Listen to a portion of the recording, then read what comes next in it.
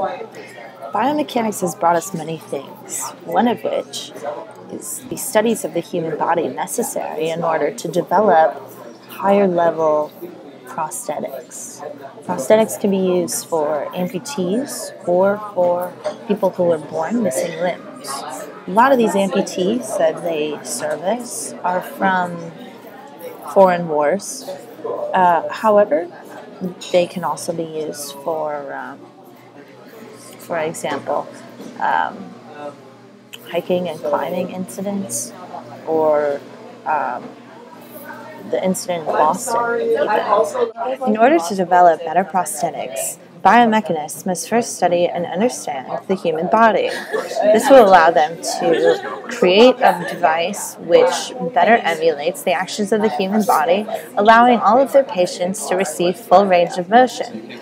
However, this is a lot easier said than done. The first step to gathering data on the human body is to observe a subject as they perform a task or action. This subject can literally be doing anything. And I mean literally anything, because again, we want to provide the prosthetic patients with full range of motion, so they too can do anything. Therefore, sitting down, standing up, jumping around, cartwheels even, are all good things to study.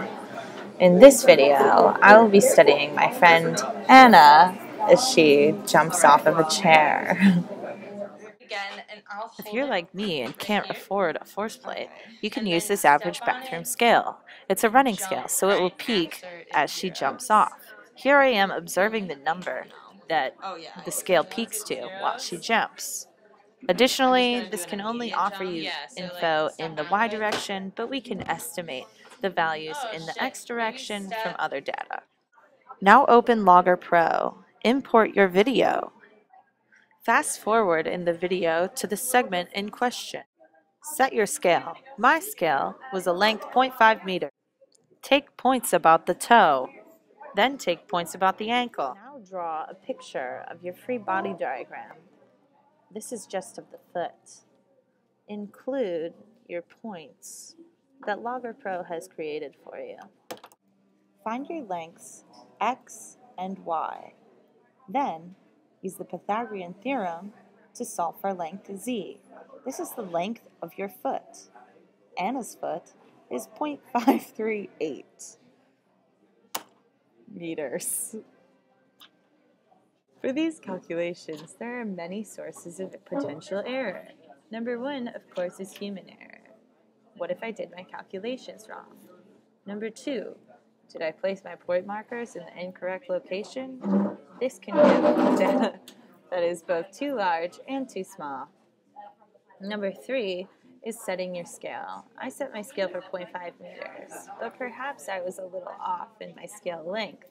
When I set the scale too large, it means that my point lengths have been given too great of a value.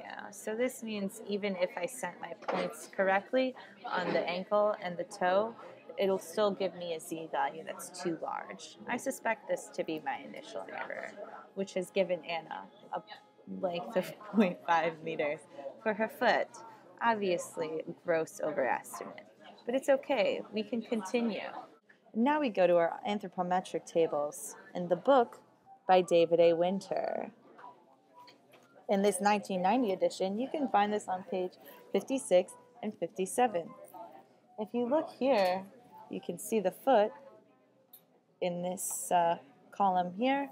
The first column, it's going to tell you what the definition of the foot is. We're going from the lateral malleolus to the head of metatarsal tube. That would be your second toe. And what we're going to look at is right here, the radius of gyration per segment length. We want it about the center of gravity. We want this at the radius of gyration because we want to calculate the torque about the ankle. This value is 0.475. Now multiply 0.475 by your segment length, z, 0.538. To find your value z-com.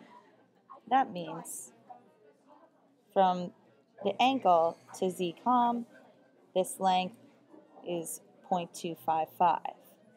You know 0.255 is to 0.538 as y value here to here for the segment length of z-com is y to 0.43 as x is to 0.323. Your total values here in the triangle from A to T. Therefore, you find your y and x values of A to com. We've calculated our radius of gyration to be 0.255. We've also calculated that point to be x value away from point ankle and y value away from point ankle. We subtract y values because in our specific setup, we're going down in value. We also add x locations because, again, in our specific setup, we're going to the left. Right. The calculation of this point will aid us in finding the moment arm for calculations of torque. This ends video 1 of your intro to inverse dynamics. We'll continue working on this problem in the next videos to come. However, now that you have your radius of gyration and your location point of the center of mass, we can start working from here. See you again soon.